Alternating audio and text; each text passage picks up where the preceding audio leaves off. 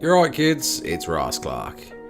And a new community crunch has dropped with some awesome TLC news. Oh, here we go. There's a lot of stuff to reveal here, including a bunch of new breedable creatures and quality of life changes to dinos, as well as a new Taming Hood.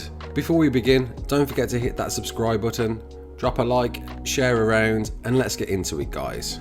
So first up, we've got breedable creatures, guys. We've got a lot of new creatures that are breedable, even more than I expected. So Wildcard have revealed that the following dinos are going to be able to be bred: the spider, the bat, the moth, the scorpion, the arthropleura, the mantis, and all wyverns, which is a pretty epic addition, especially when it comes to the arthropleura and the mantis, as they both have high melee and harvesting advantages. So bred variants of these are going to be worthwhile. And then the wyverns, my word. Wildcard did go on to say that they're going to balance wyverns to adjust for breeding.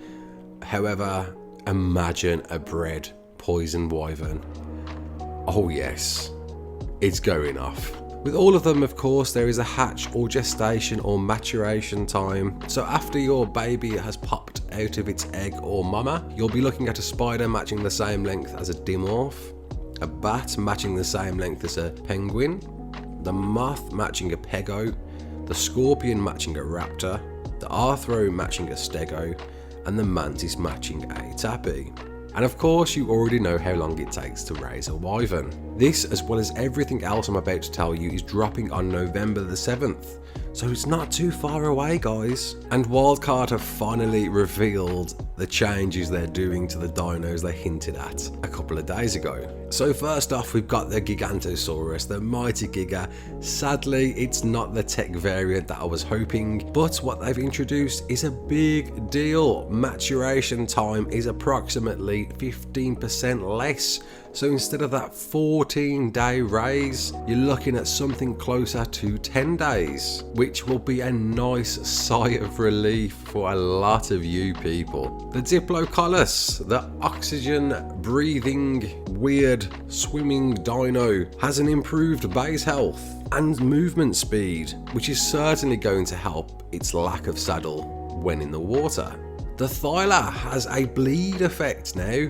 Not unlike the Allos, it will be able to slow down whatever it attacks, which is a great addition, as the Thyla, I think, originally was a great dino but has somehow lost its way against other dinos that received some TLC love. Megachelon has a reduced depth requirement for breeding, so you can breed it on other maps. So at least now you won't be tied to Genesis or Deep Rag or Deep Center. You'll actually be able to breed them on the map that you play on. Wyverns, of course, as I mentioned, are now breedable, and it does mention here the zombie wyverns that you can claim in the Fear Evolved event sadly can't be bred, but it's amazing news, and it'll be interesting to see how their breath attacks scale with imprinting. Megalodon, the shark, has a reduced gestation aging time, so it's a quicker raise now, and it has a pack bonus of damage reduction and damage increase, as well as a bleed attack. So sharks in the water have all of a sudden got a bit more scarier. Jerboa, one of the first dinos which had a weight reducing capability and everyone took advantage of until other new dinos that had the same ability came out, has now been given some love and improved that capacity, so hopefully we'll be seeing more Jerboas on the scene. The Yankee, they've decided we can carry more metal. So instead of a weight reduction of 75% on that raw metal, it's now 85%, filling up those Yankees with even more metal than you ever could before. Doedicarus can now turn when rolling. If you've not played any of the Genesis race missions, you'll notice that the Dode can turn quite sharply, and they've now introduced that to the Doedicarus on every map. The Basilisk now has eyes. Didn't it always have eyes? I always assumed they did. How about that? Nice to see you. And quite an exciting new feature is Wildcard have introduced a new Taming Hood, which I can only assume is going to be another option within your UI. And within this, it's going to be able to tell you all of the unconscious wild tameable creatures that you've knocked out and are anywhere on the map being tamed at that very moment.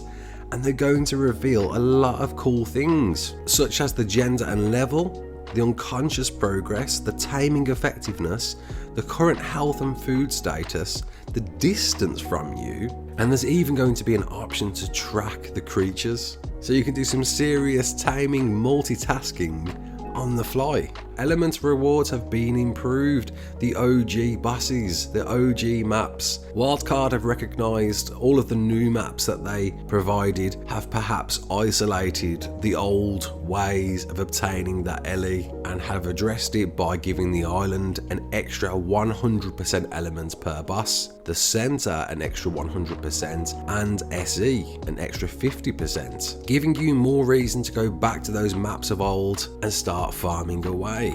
And a very, very cool feature, turret radius settings. So now instead of going around each individual turret and changing the setting to what you preferred, whether it was high or player or tame or wild, you can now simply set them all to change to the setting you want at the same time. How exactly, we're not too sure, but I think it's going to be via the pinwheel that you use to whistle, etc. So as well as being able to turn turrets on and off, the range, the targeting and the warning settings, you can also set a pin code to particular turrets to change all of those turrets that are pin coded at once. So for example, a lot of people have heavies set to player only and tech turrets set to player and tame. So now you can just go around and pin code all of the heavy turrets and then change them all at once. How cool is that?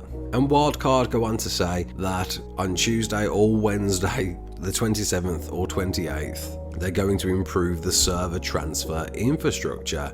So those characters that you're losing to oblivion are hopefully not going to happen as often as they have been, as well as timeout issues, latency and failure to download. Of course, whilst this upgrade is happening, you won't be able to transfer for roughly 24 hours. And this could be happening on PC, Xbox and PS4 all at the same time. But we'll find out more information the closer we get to that time. And of course, Fear Evolved is now live and active and running on everything but Xbox. Sorry, you guys are still waiting for it, and it drops on Monday.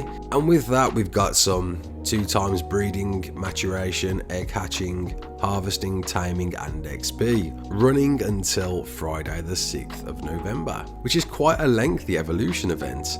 I guess they're offering that as a small apology for the postponed Fear Evolved event. And lastly guys, I don't know if you was aware, but the tech trikes that you find on Genesis are now finally able to be taken off Genesis and to any other map. So they're finally going to have more use than they did before. And that completes the news today, kids. Obviously there's a lot of Fear Evolved stuff to work through. I'm getting through it as quick as I can, but Netrado decided to screw me over with the stupid o'clock update through the night. But we're getting there guys. I've got more news coming, bear with me. My name's Raasclark. Don't forget to like, share and subscribe.